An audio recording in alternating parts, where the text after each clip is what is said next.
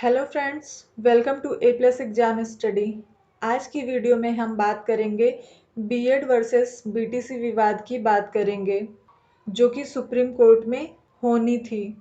हम जानेंगे कि कोर्ट में क्या कुछ हुआ, जज साहब ने क्या कुछ कहा और क्या आदेश दिया।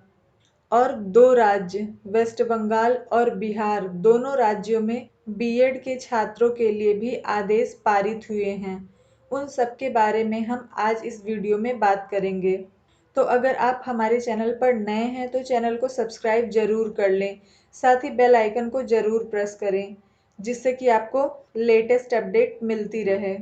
जैसा कि हम जानते हैं कि बीएड वर्सेस बीटीसी की सुनवाई सुप्रीम कोर्ट में 12 अक्टूबर को होनी थी, जिसमें 7 से 7.5 मिनट सुनवाई हुई है, लेकिन आज अंतिम फैसला नहीं आया है।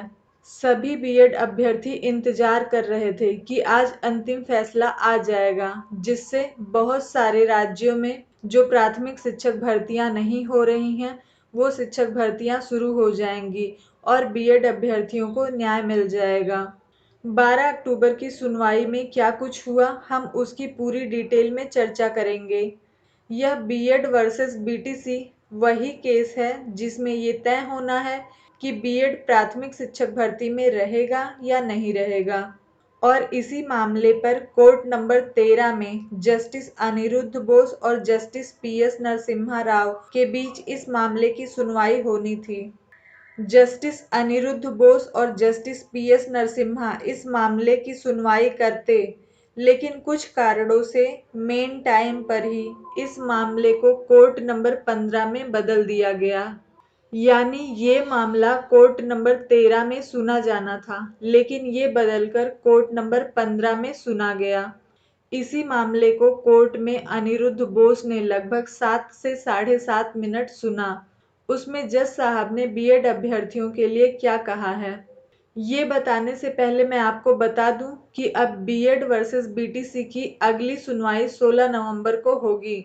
जज साहब ने एक नई डेट दी है। ये नई डेट क्यों मिली है, इसके बारे में भी हम चर्चा करेंगे। जैसा कि मैंने बताया कि कोर्ट नंबर 15 में बीएड वर्सेस बीटीसी मामले की सुनवाई हो रही थी। इस सुनवाई में एएसजी ऐश्वर्या भाटी जी अनुपस्थित थी, मतलब वो प्रेजेंट नहीं थी, क्योंकि उनके पति का देहांत हो गया था, जिसकी वजह से एएसजी ऐश्वर्या भाटी, जो सरकार की तरफ से एमएचआरडी एनसीटीई के तरफ से बीएड अभ्यर्थियों का पक्ष रखती, वो उपस्थित नहीं हो पाई थी। इसलिए 12 अक्टूबर की सुनवाई से पहले उन्होंने 11 तारीख को कोर्ट खुलने के बाद एप्लीकेशन सुप्रीम कोर्ट में लगाई थी कि हमें 2 से 3 हफ्तों का समय दीजिए, जिससे 2 से 3 हफ्तों के बाद इस मामले पर मैं अपना आर्ग्यूमेंट कर सकूं, यानी सरकार अपना पक्ष रख सके। उसके बाद ही जज साहब कोई फैसला दें, क्योंकि वो निजी कारणों से इस मामले पर उपस्थित नहीं हो पाई हैं, क्योंकि उनके पति का देहांत हो गया था, जिसकी वजह से वो सुप्रीम कोर्ट में प्रेजेंट नहीं हो पाई। और यही कारण था कि इस मामले का अंतिम फैसला नहीं आ सका। लेकिन आज जो सुप्रीम कोर्ट में हुआ वो बहुत इम्पोर्टेंट है। जज साहब ने क्या कहा, उससे पहले मैं आपको बता दूं कि बीएड वर्सेस बीटीसी मामले में बीएड की तरफ से सिर्फ अमित पवन थे। तुषार मेहता जी इस सुनवाई में भी प्रेजेंट नहीं हुए। ये बीएड अभ्यर्थियों के लिए बहुत दुखद खबर है। लेकिन फिर भी ये सुनवाई 7 से 7.5 मिनट चली, जिसमें बीटीसी की तरफ से मीनाक्षी अरोड़ा ने सुप्रीम कोर्ट पहुंचते ही कहा, ये बात वेस्ट बंगाल और बिहार राज्यों के अलावा देश के सभी राज्यों के बीएड अभ्यर्थियों को जानना बहुत जरूरी है। वहां पर मीनाक्षी अरोड़ा ने कहा जस्टिस अनिरुद्ध बोस से, सर मेरी एसएलपी का नंबर 30,405 बटे 2022 स्वरजीत बसु वर्सेस एचसी कैलकटा। उन्होंने कैलकटा के मामले को इसलिए उठाया क्योंकि पश्चिम बंगाल की सरकार ने टेट अर्थात शिक्षक पात्रता परीक्षा का नोटिफिकेशन जारी किया है और वहां पर उन्होंने बीएड को मान्य किया है। तो वेस्ट बंगाल के डीएलएड अभ्यर्थी चाहते हैं कि टेट की परीक्षा में बीएड अभ्यर्थी भाग न ले पाएं और यही कारण था कि उन्होंने सुप्रीम कोर्ट में मीनाक्षी अरोड़ा के जरिए SLP 30,405/2022 Swarajit Basu versus state of Calcutta file करवाई थी, ताकि बीएड अभ्यर्थियों को प्राथमिक शिक्षक भर्ती से बाहर निकाला जाए। और इसी को बेस बनाकर मीनाक्षी अरोड़ा ने कहा कि बीएड एक क्वालिफाइड कोर्स नहीं है, जबकि बीएड एक क्वालिफाइड कोर्स है।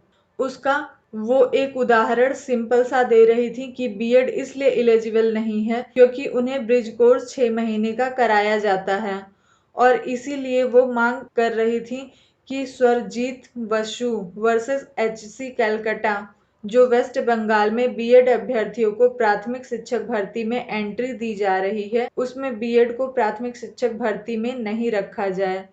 उन्होंने मांग की कि वेस्ट बंगाल से भी बीएड को प्राथमिक शिक्षक भर्ती से बाहर निकाला जाए।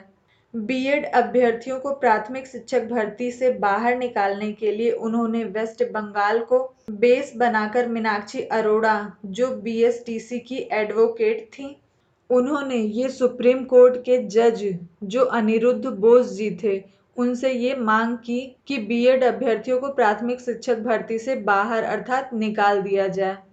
जिस पर जज साहब ने जो आदेश दिया उसमें उन्होंने कहा कि 16 नवंबर 2022 को इस मामले को फिर से सुना जाएगा और किसी भी अथॉरिटी ने अगर बीएड वर्सेस डीएलएड मामले पर, चाहे वो टेट को लेकर हो, चाहे वो किसी भी प्रकार की प्राथमिक शिक्षक भर्ती की परीक्षा को लेकर हो, अगर कोई भी स्टेप लिया तो जो अंतिम फैसला आएगा सुप्रीम कोर्ट से वही सर्वमान्य होगा पूरे देश के लिए। यही आदेश जज साहब ने सुप्रीम कोर्ट में दिया। तो 12 अक्टूबर की सुनवाई का सार है। 16 नवंबर को इसकी नई डेट लगी और इस मामले को 16 तारीख को फिर से सुना जाएगा। इसके बाद बिहार के डीएलएड अभ्यर्थियों के लिए एक बहुत महत्वपूर्ण खबर है।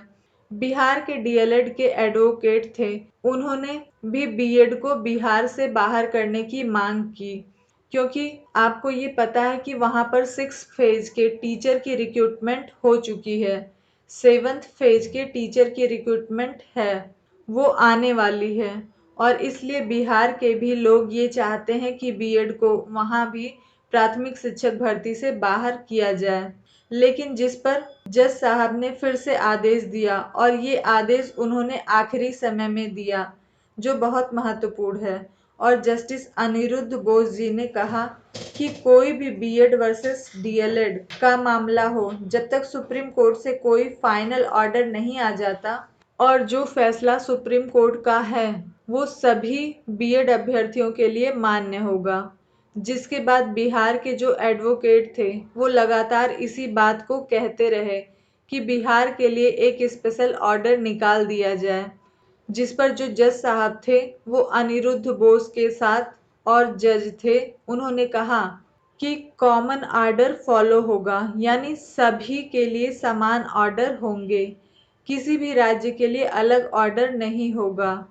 तो इसी तरीके की लेटेस्ट अपडेट पाने के लिए आप चैनल को सब्सक्राइब करें, साथ में बेल आइकन को जरूर प्रेस करें, जिससे कि आपको लेटेस्ट अपडेट मिलती रहे। और अगर आपको वीडियो अच्छा लगता है तो वीडियो को लाइक और शेयर जरूर करें। Thank you.